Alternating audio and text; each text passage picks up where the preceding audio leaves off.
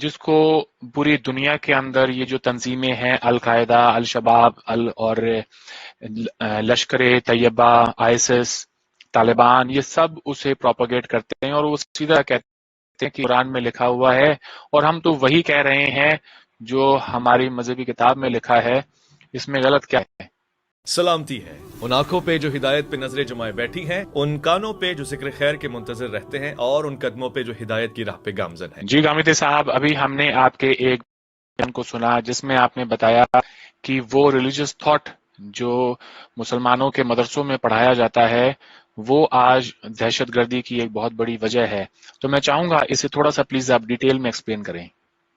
یعنی مسلمانوں میں جو لوگ دہشت گردی کا ارتکاب کرتے ہیں یا انتہا پسندانہ رویے اختیار کرتے ہیں، یہ میں نے ان کے بارے میں کہا ہے۔ جی بالکل دہشت گردی صرف مسلمانوں ہی کے ہاں نہیں ہوتی۔ نہیں، ابھی جو جس واقعے پر ہم مسلمانوں کی طرف سے ہو رہی ہے اس کے اوپر پوچھنا چاہتا ہوں۔ جی ہاں، تو مسلمانوں کے اندر جو دہشت گردی ہے اس کے پیچھے ظاہر ہے کہ ان کا مذہبی فکر ہے، جو مذہبی فکر مدرسوں میں پڑھایا جاتا ہے، جس کو ہماری تحریکیں پیش کرتی ہیں، جس کی تعلیم لوگوں کو دی جاتی ہے، جس کے لیے لوگوں کو ترغیب دی جاتی ہے، جمعے کے خطبوں میں اس کو بیان کیا جاتا ہے۔ اس مذہبی فکر میں یہ کہا گیا ہے کہ مسلمانوں کے سوا دنیا میں کسی کی حکومت جائز حکومت نہیں ہوتی۔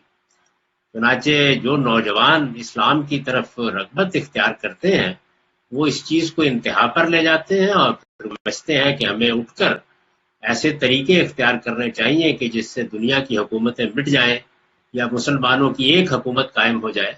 یعنی دو بنیادی تصورات ہیں، ایک یہ کہ مسلمانوں کی دنیا میں ایک ہی حکومت ہونی چاہیے، ظاہر ہے کہ اس سے قومی ریاستوں کی نفی ہو جاتی ہے۔ آپ کہ 50 سے زیادہ نوجوان کو یہ بتائیں گے کہ اسلام کا حکم یہی ہے کہ ان کی دنیا بھر میں ایک ہی حکومت ہو، تو وہ ان قومی ریاستوں کو پھر ذہنی طور پر قبول کرنے کے لیے تیار نہیں ہوتا۔ اور اگر اس کے سامنے کوئی ایسی دعوت آتی ہے کہ آئیے ان قومی ریاستوں کو مٹا دیں اور ان کی جگہ وہ عالمی خلافت قائم کریں، تو وہ بڑے جذبے کے ساتھ اس دعوت پر لبیک کہتا ہے۔ دوسری جانب یہ تصور دیا جاتا ہے کہ غیر مسلموں کو اس زمین پر یعنی خدا کی زمین پر حق کی حکومت حاصل نہیں ہے۔ حق کی زندگی تو حاصل ہے لیکن حق کی حکومت حاصل نہیں ہے۔ تو جب ان کو حق کی حکومت حاصل نہیں ہے تو اس کا لازمی نتیجہ یہ ہے مسلمان حکومتوں کے سوا جتنی حکومتوں بھی دنیا میں ہیں ان کو پھر ختم ہو جانا چاہیے۔ آپ کے پاس طاقت ہوگی تو آپ انہیں ختم کر دیں گے۔ تو ایک نوجوان کا گویا مسلسل حربی عمل ہے، دعوت اس کے اندر چھپی ہوئی ہوتی ہے۔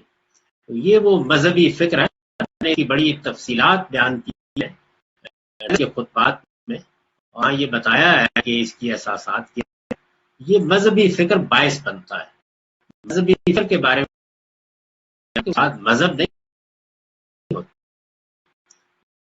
مذہب وہ پیغمبر شاد کا نام ہے، وہ قرآن کا نام ہے، وہ سنت کا نام ہے۔ لوگ اس کو جب سمجھتے ہیں تو اس سے ایک ریلیجیس تھاٹ یا مذہبی فکر پیدا ہوتا ہے۔ یہ اس مذہبی فکر کے مسائل ہیں، اور یہ مسائل جب نوجوانوں تک پہنچتے ہیں تو اس سے ان کے اندر ایک رد عمل پیدا ہوتا ہے اور ایک عمل کے لیے بھی انگیخت پیدا ہوتی ہے۔ چنانچہ پھر وہ اس طرح کے اقدامات کرتے ہیں۔ اس کو میں نے اس موقع کے اوپر بیان کیا، لیکن دوسرے پہلو کو بھی ذہن میں رکھیں کہ نسلی بنیاد پر جو ریاستیں قائم تھیں ان میں جب دوسری قومیں جا کر آباد ہوئی ہیں اور موجودہ زمانے کے جغرافیے کی بنیاد پر وطنی قومیت کے تصورات پیدا ہوئے ہیں تو اس کو نسلی بنیاد پر قائم ریاستوں کے لوگ بھی قبول کرنے کے لیے تیار نہیں ہوتے، اور ان کے اندر بھی یہ چیز فوری طور پر ایک رد عمل پیدا کرتی ہے کہ ہمیں ان لوگوں کو نکال باہر پھینکنا چاہیے۔ یہ نیوزی لینڈ میں جو کچھ ہوا ہے یا اس سے پہلے یورپ کے بعض ممالک میں ہوا یا امریکہ میں بعض جگہوں پر اس طرح کے شواہد سامنے آئے، ان میں یہ طرز فکر کام کر رہا ہوتا ہے۔ تو جس طرح مسلمانوں کے اندر چند لوگ ہیں جو ایسے اقدامات کرتے ہیں، کوئی ساری مسلمان قوم اس مذہبی فکر کی بنیاد پر اقدامات نہیں کر رہی ہوتی، اسی طرح نسل پرستوں کے ہاں بھی یہی صورتحال ہے۔ یعنی چند لوگ یہ اقدامات کرتے ہیں تو نہ ادھر پوری کی پوری قوم کو مدعون کرنا چاہیے، نہ ادھر پوری کی پوری قوم کو مدعون کرنا چاہیے، بلکہ اس طرز فکر کو ہدف بنانا چاہیے، یعنی اس کی غلطی واضح کرنی چاہیے۔ لوگوں کو بتانا چاہیے کہ یہ خدا کی زمین ہے، خدا کی زمین پر کسی کو کوئی استحقاق حاصل نہیں ہے، اس میں نقل مکانی انسان کا پیدائشی حق ہے، وہ جہاں چاہے جا کر آباد ہو، کوئی اس کا راستہ نہیں روک سکتا۔ انسان کو خدا نے یہ زمین دی ہے تو یکساں سطح پر دی ہے، اس لیے نسل کی بنیاد پر، رنگ کی بنیاد پر یہ حد بندیاں نہیں ہیں۔ اور دوسری جانب مسلمانوں کی اس وجہ کہ اللہ تعالیٰ ہرگز اس بات کا پابند نہیں کیا کہ ان کی حکومت ہو، یہ دوسروں کی حکومت ہے۔ پیغام خدا کا پیغام ہے، ہمیں وہ پیغام حکمت کے ساتھ لوگوں تک پہنچانا ہے، اس میں تشدد نام کی کوئی چیز کسی جگہ در نہیں آنی چاہیے۔ جی، ایسا کیا ہے اس مذہبی فکر میں، وہ جو ریلیجس تھاٹ ہے جس کو پوری دنیا کے اندر یہ جو تنظیمیں ہیں، القاعدہ، الشباب اور لشکر طیبہ، آئیسس، طالبان، یہ سب اسے پروپیگیٹ کرتے ہیں اور وہ سیدھا کہتے ہیں کہ قرآن میں لکھا ہوا ہے اور ہم تو وہی کہہ رہے ہیں جو ہماری مذہبی کتاب میں لکھا ہے، اس میں غلط کیا ہے؟ یہ سوء فہم ہے۔ معاف کیجیے۔ جی، میں نے جیسے کہ عرض کیا کہ مذہبی کتاب میں جو کچھ لکھا ہے اور رسالت مآب صلی اللہ علیہ وسلم نے جو کچھ فرمایا ہے، یہ بات اس کو غلط سمجھ، اس میں چیز موجود ہے۔ اللہ تعالیٰ کی کتاب بالکل واضح ہے، کہیں یہ بات نہیں کہی گئی، نہ قرآن میں کہی گئی ہے، نہ کسی حدیث میں کہی گئی ہے کہ دنیا میں مسلمانوں کی ایک ہی حکومت ہونی چاہیے۔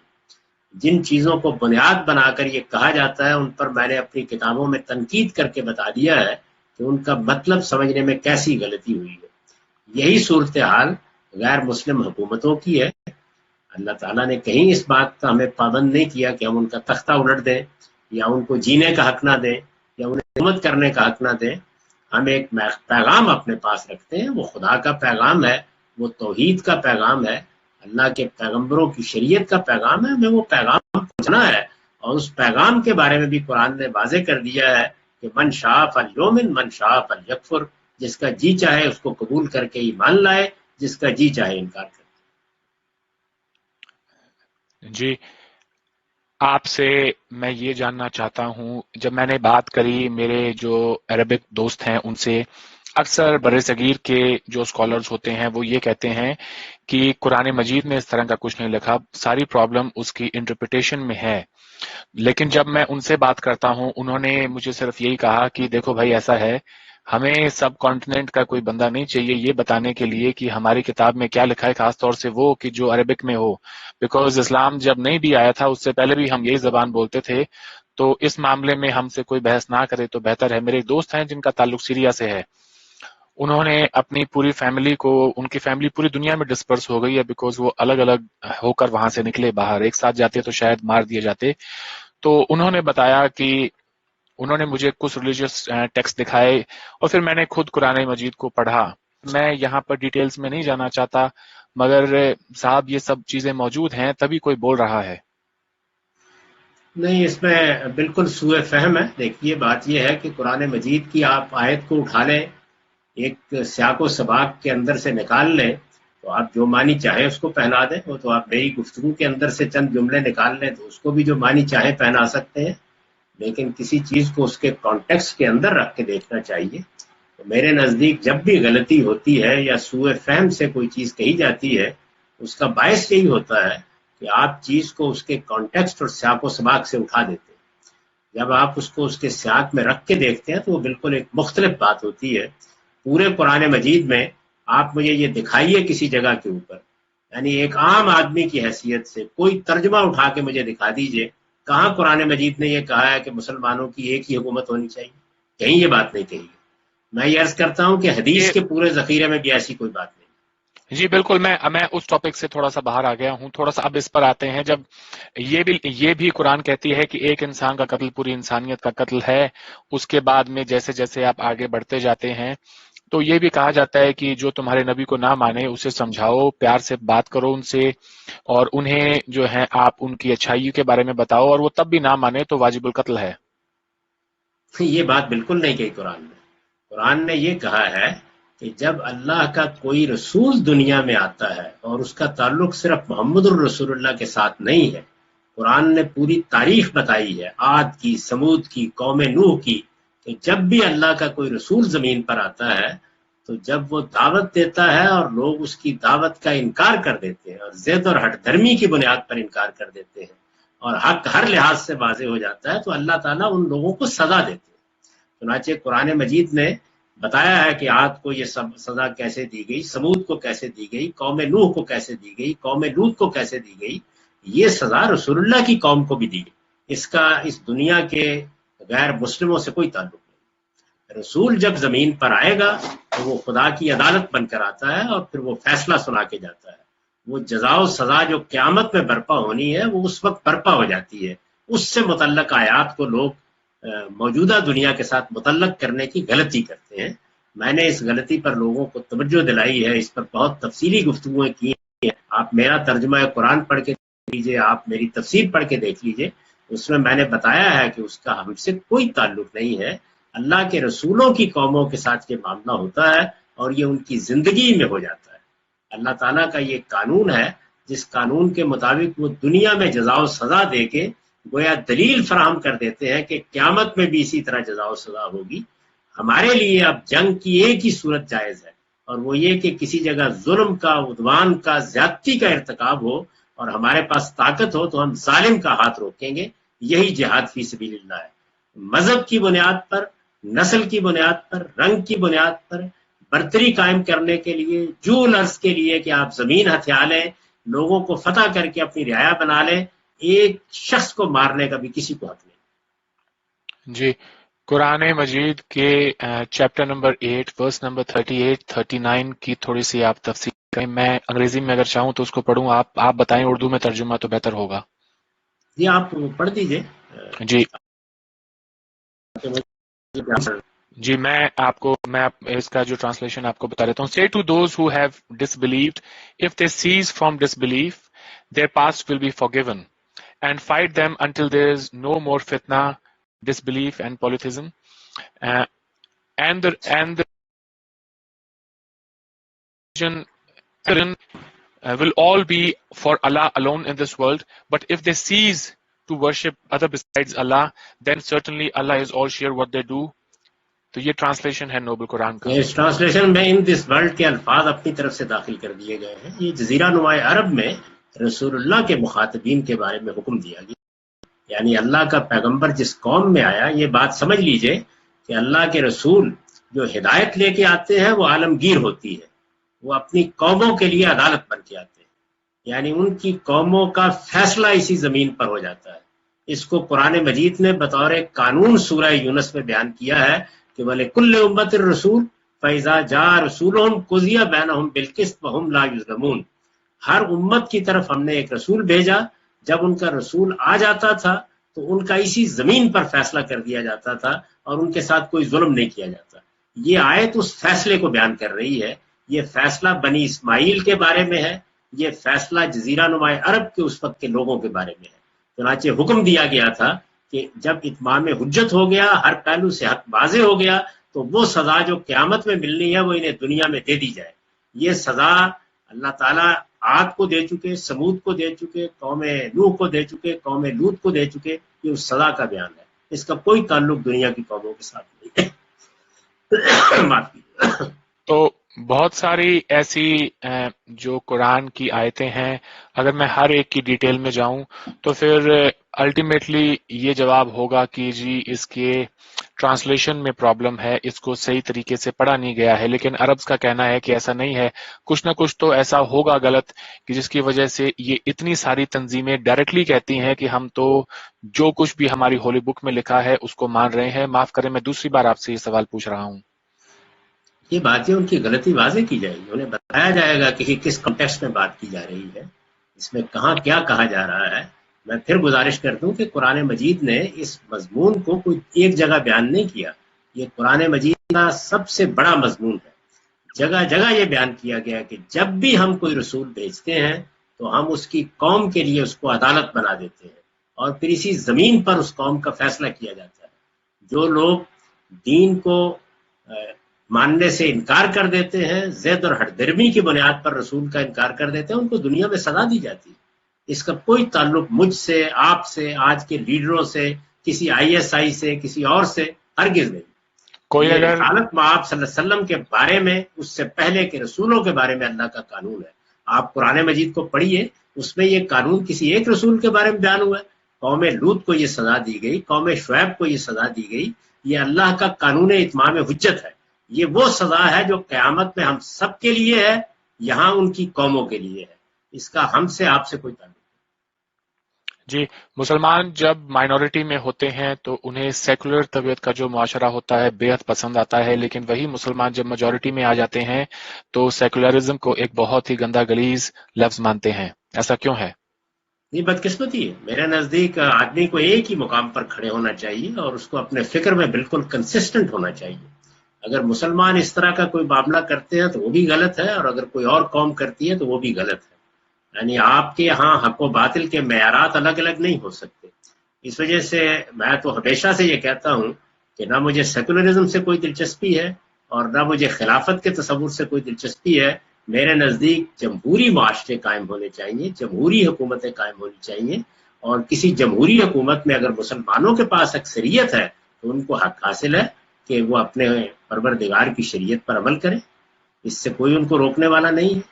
اور جہاں ان کو اکثریت حاصل نہیں ہے وہاں بہرحال جو لوگ بھی حکمرانی کر رہے ہوں گے ان کے پاس حق قانون سازی ہے، وہ قانون بنائیں گے۔ موجودہ قومی ریاستوں میں یہی امن کا راستہ ہے۔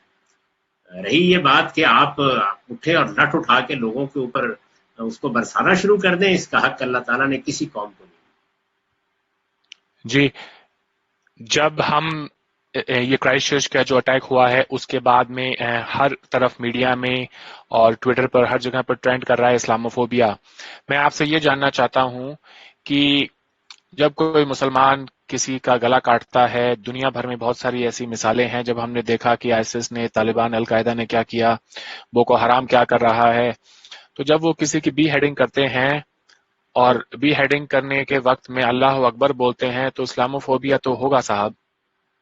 یہ مسلمانوں کی تعداد 1.5 ارب سے زیادہ ہے، تو اس طرح کے چند ہزار لوگ اگر ایک غلط تعبیر کی بنیاد پر ایسے اقدامات کرتے ہیں تو اس کو ایک پورے مذہب کی طرف، ایک پوری قوم کی طرف کیوں منسوب کیا جائے؟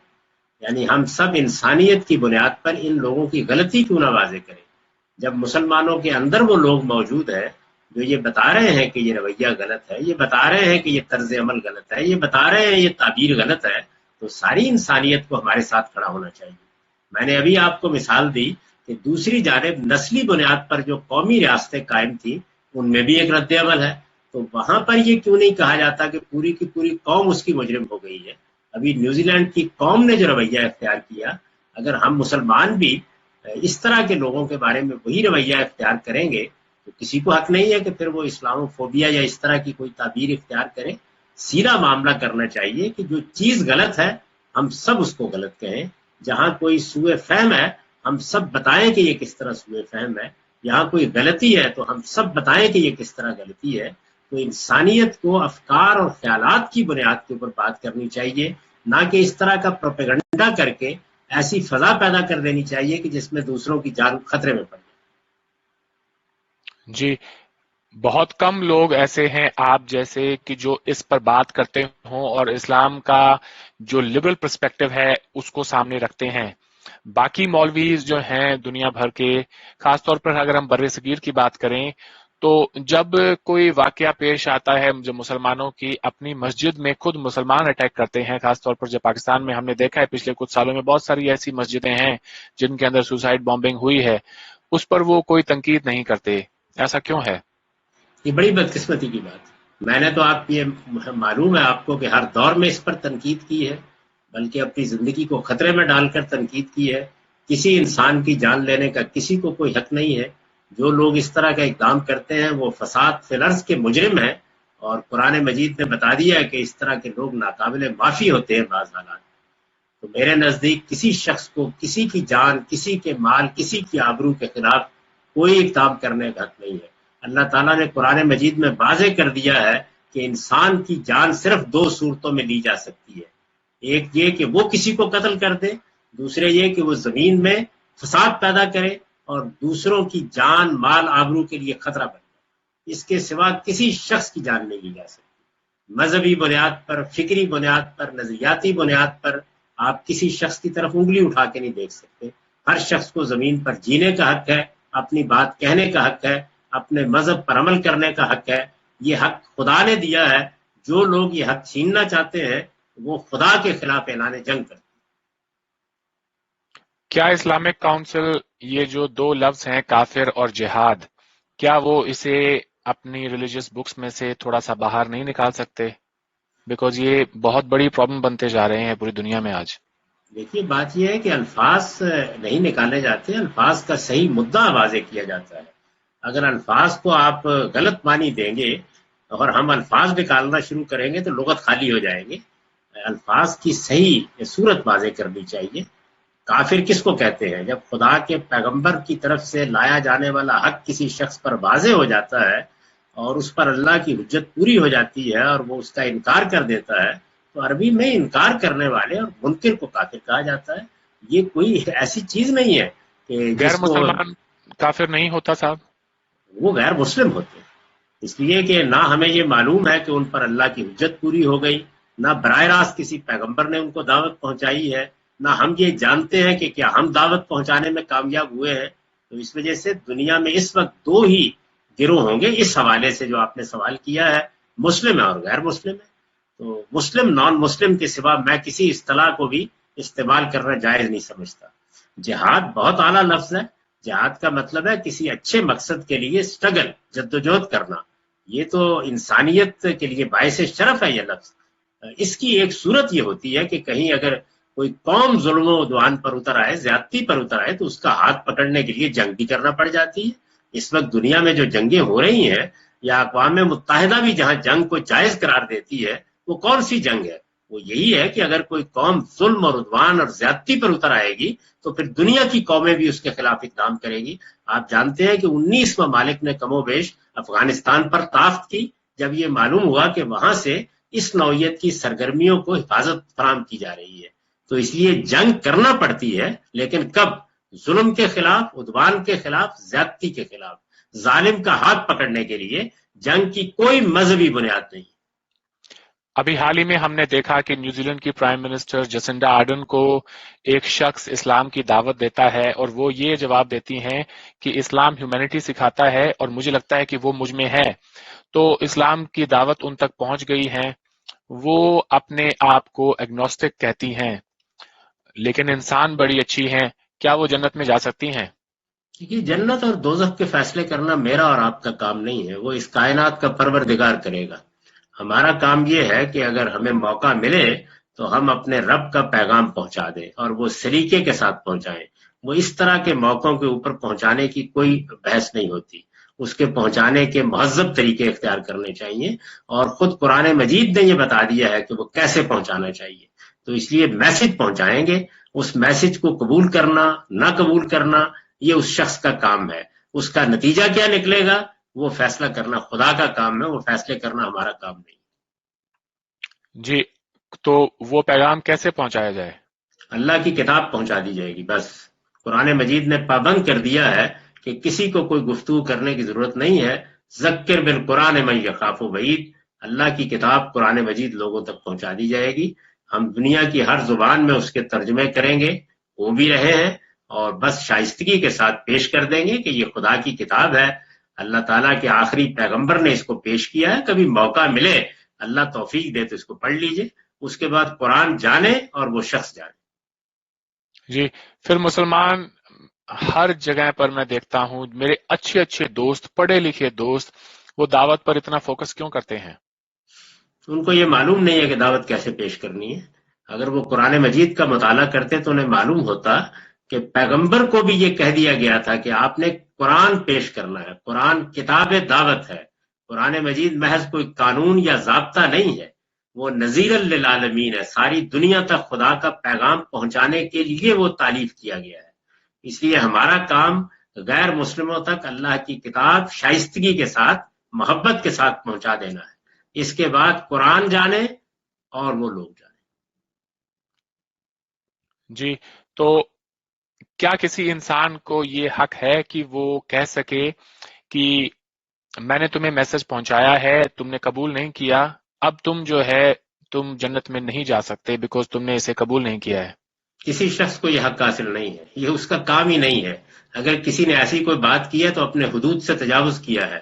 جنت اور دوزخ کے فیصلے قیامت میں ہوں گے، اور اس کو ہزار پہلوؤں سے دیکھنے کے بعد وہ پروردگار فیصلہ کرے گا کہ جو دلوں کے حال جانتا ہے، جو یہ جانتا ہے کہ کسی تک کیا بات پہنچی ہے، جو یہ جانتا ہے کہ قبول نہیں کیا تو اس میں کیا رکاوٹیں تھیں، یہ میرا کام ہی نہیں ہے، میری یہ جورسڈکشن نہیں ہے، یہ میں نے حدود سے تجاوز کیا اگر ایسی بات کی ہے، لہٰذا یہ بات کسی کو بھی نہیں کرنی چاہیے۔ ہم سب آدم کی اولاد ہیں اور اس لحاظ سے بھائی ہیں ایک دوسرے کے۔ ہمارا کام یہ ہے کہ ہمارے پاس اگر کوئی علم ہے تو ہم دوسروں تک پہنچا دیں۔ یہ خدا کا دیا ہوا علم ہے۔ یہ ایسے ہی ہے کہ جیسے ایک سائنسی تحقیق ہوتی ہے، ایک حقیقت معلوم ہو جاتی ہے۔ دنیا میں بے شمار لوگوں کا خیال تھا کہ زلزلہ اس لیے آتا ہے کہ گائے کے سینگ پر دنیا کھڑی ہے۔ اگر معلوم ہو گیا کہ زلزلہ کیوں آتا ہے تو ہم یہ بات دنیا تک پہنچا دیں گے۔ یہ ماننا نہ ماننا ان کا کام ہے۔ ساری دنیا میں بہت سے توہمات تھے، سائنسی علم نے ان توہمات کے مقابلے میں بڑی واضح چیزیں سامنے رکھ دی۔ تو یہ علم ہے، تو جس طرح سائنس ایک علم ہے، بالکل اسی طریقے سے یہ خدا کا دیا ہوا علم ہے۔ ہمارا کام اس کو پہنچانا ہے، اس کو ماننا نہ ماننا یہ آدمی کا کام۔ جی، بڑی اچھی بات کہی ہے آپ نے۔ میں امید کرتا ہوں کہ جو آج پروگرام کو جو لوگ سن رہے ہیں وہ اس سے کوئی سبق لیں گے اور ہر روز کسی کو دین کی دعوت نہیں دیں گے۔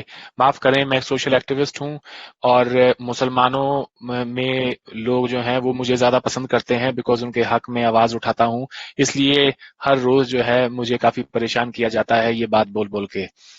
تو میں ان سے کہہ چکا ہوں کہ دیکھیں، میں آپ کے حق میں آواز اٹھا رہا ہوں، مگر آپ تھوڑا سا اگر آپ دیکھیں اس قسم کی بات نہ کیا کریں۔ آپ کی جو کتاب ہے وہ میرے پاس ہے، میں نے پڑھی ہے۔ مجھے میرا کیا عقیدہ ہے یہ مجھے آپ کو یا دنیا کو بتانے کی ضرورت نہیں ہے، وہ میرے اور میرے رب کے بیچ کا واسطہ ہے۔ میں نے میرے نزدیک آپ نے بالکل ٹھیک بات کہی ہے۔ اللہ کی کتاب آپ کو پہنچ گئی، اس کے بعد اب کسی کا کام نہیں ہے کہ وہ بار بار آپ کو جھنجھوڑنے کی کوشش کرے۔ اللہ کی کتاب آپ پڑھیے، اس کا مطالعہ کیجئے، اس پہ کوئی سوال ہو کیجئے، اس میں کوئی اشکال ہو اس کو ضرور پیش کیجئے۔ یہ بالکل علم کی دعوت ہے، اور یہ ایسے ہی ہے کہ جس طرح دنیا بھر کو آپ مختلف علوم کی دعوت دیتے ہیں، یہ خدا کا دیا ہوا علم ہے، آسمان سے نازل ہوا ہے، ہم نے آپ تک پہنچا دیا، ہماری ذمہ داری پوری ہو گئی۔